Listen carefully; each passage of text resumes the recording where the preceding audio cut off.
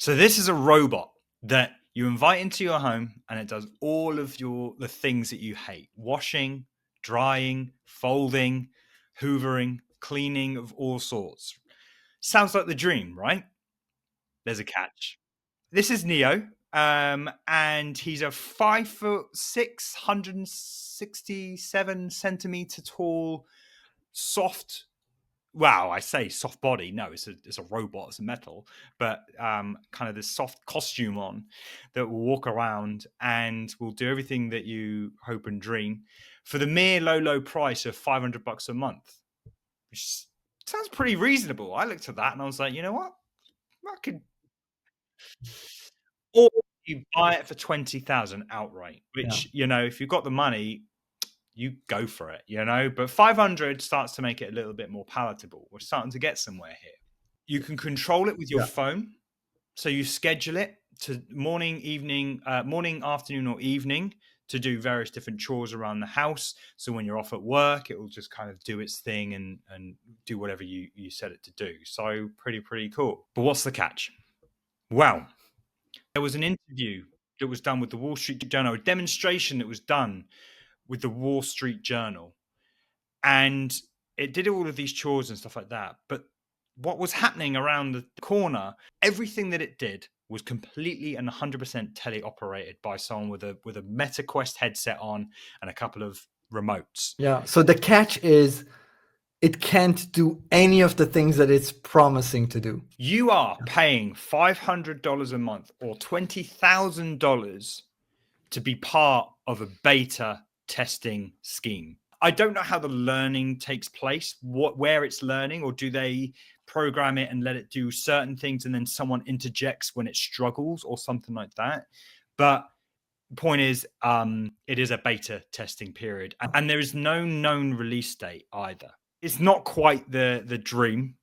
I'm still fairly excited about it. I'm always excited about new technology, but it's this, and Marcus Browne put it well. It's the promise, the distance between the promise and what is actually what you're actually paying for. Yeah, so these 3D shots are fire, though. Yeah. Yes, and the robot is also quite small, and it's not really powerful to do any like heavy lifting. So it can do small things, but even the fingers and the sensors are not amazing to do like every like small thing, like picking up a cable requires so much precision. Like we're taking it for granted that we can pick up something small so easily. I think without we're taking even thinking a lot about for granted. It. Yeah, yes. I think you suddenly learn how much we take for granted. For instance, just a side note here, when you were talking about something injecting vision into your brain, just picture that you are able to not only see vision and look around, but you're also able to think things at the same time. Now, does this... that's multitasking, right? To be able to see something, your brain is doing that. You totally take that for granted. Anyway, sorry. Yeah. So the idea is that you pay $500 a month, and probably somebody across the world in a country where labor is much cheaper is operating this robot to move in your house. And it's quite different from just having a camera from a company in your, like my cat feeder has a camera, and it's a Chinese product like every other product. It's quite different for me knowing that cat feeder camera theoretically can be operated by somebody, and they can see things compared to a freaking robot that can walk around the house. And that's pretty creepy in a different level. That's what I don't like. And also that it's not great at doing anything that they are promising it can do. For example, the things that they show, the things that supposed to be this robot to be the best at, like, for example, let me show this one. But they're just not there. The reason why I don't think we should play an awful lot, because copyright, so we can't just. I know we're we're like I think this is like completely fair use. We're commentating on this Doesn't precisely. Anyway, doesn't matter. We got stopped before. So have you had a junior, like a absolute junior on the team or like anywhere in any team trying to do something and you see how painfully slow and wrong it is and you just take the tool and you do it yourself? mm, I mm. see this and I just think, oh, I can't watch the robot do this. I have to just But do if you're it. stood there watching a robot do this, then you Yeah, don't I need the know. robot. You've clearly Yeah, I got too know. much time on your hands. But Yeah, um, the idea is good that it could of course, theoretically. of course, The, there's plenty of robots out there there's plenty. Sorry, there's plenty of companies out there that have built these robots to do this. Just Neo or One X, sorry, they are bold enough to say they've launched something which they kind of haven't, and it's a yeah, glorified beta testing system, which half these companies are doing.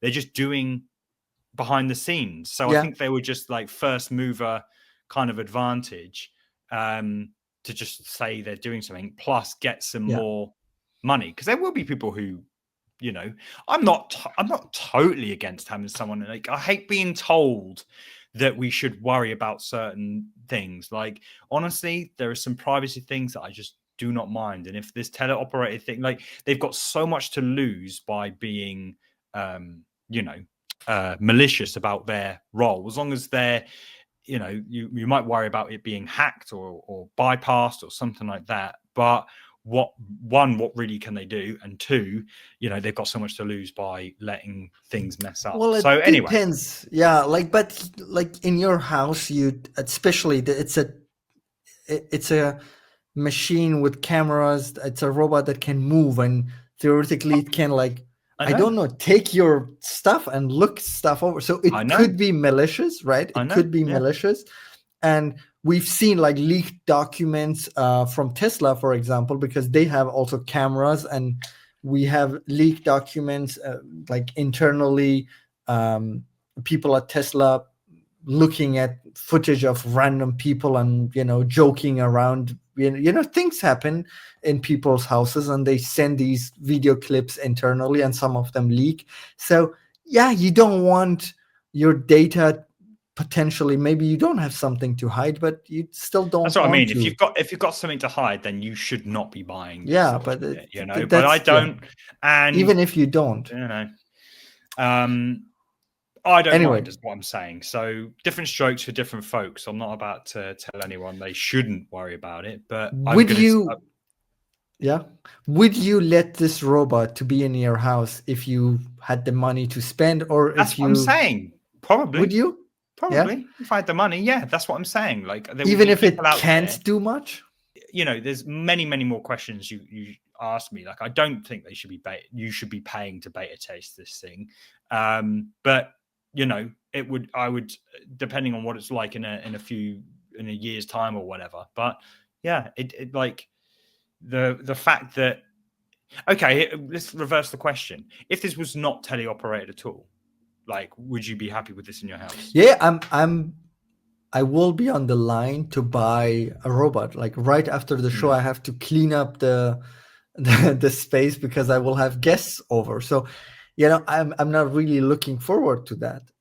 mm, But this is my issue is not only the teleoperability, but also, mm-hmm. like, mostly it seems like from the video, it seems like it's not really helpful. It can't do the things that they are promising to do.